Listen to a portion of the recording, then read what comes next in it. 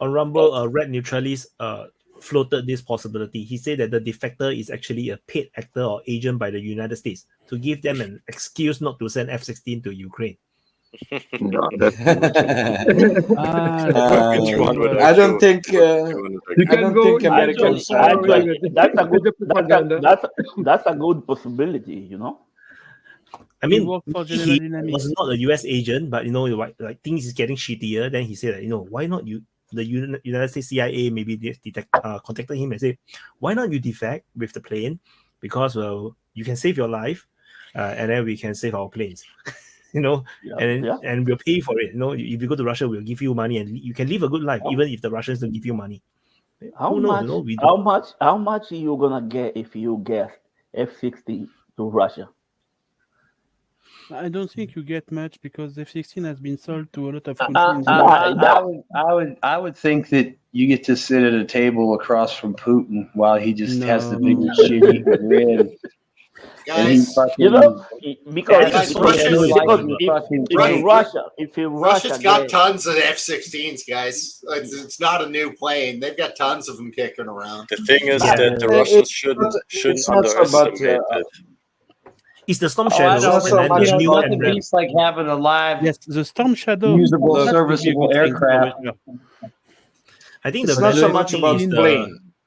The valuable thing is the MRAMs. I think the latest MRAMs are the valuable, because they are totally different from the the early days ones, and then also the ones are the Storm Shadows. I think those are Russia would really love to have them, because then they will know that how does it match up to their own Kinzhals and everything.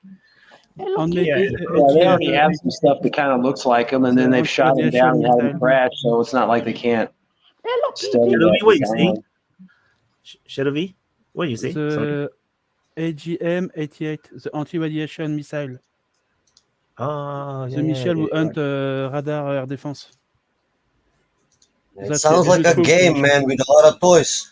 But a lot of people are dying. There's a lost generation of young people in Ukraine. The average age of army soldier right now is 43. That's what I heard.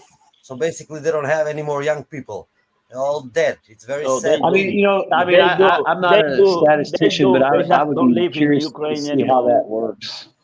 No, my understanding is that that high. How many people do you have to lose to make the fucking jump go from, like, let's say the average age is like 22 to fucking 43? Like, how many fucking people have been taken off the field, dead or alive, to make it jump that fucking much? A whole generation, man.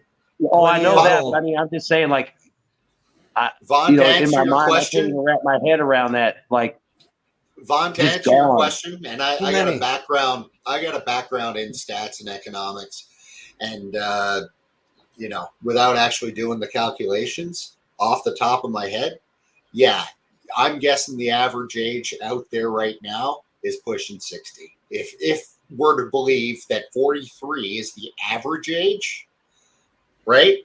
If the average age is 43, the majority of the people out there are up in their 50s and 60s. Yeah, but I think you have to remember. I'm not out of line to say there's no more 18 to 30-year-olds left, right? Sure. Yeah. There's nobody under 30 left, pretty much. So if you look at the photos released by the Ukrainian ministry, so I was saying, if you look at the photos released by the Ukrainian military, you can see that most of the guys are in the 50s and 60s. Like, it's very often that you see very old guys that is on it.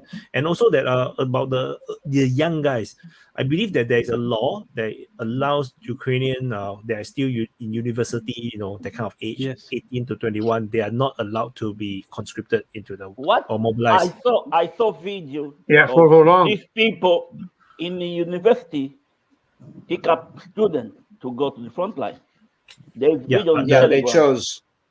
chose what the universities, what type of the occupations are allowed to be deducted. So they split who have the right to stay in university and who has like fake jobs, or fake use of university just to get out of the. Basically, but you got to remember, if your parents got money, you don't go to the front line. That's it.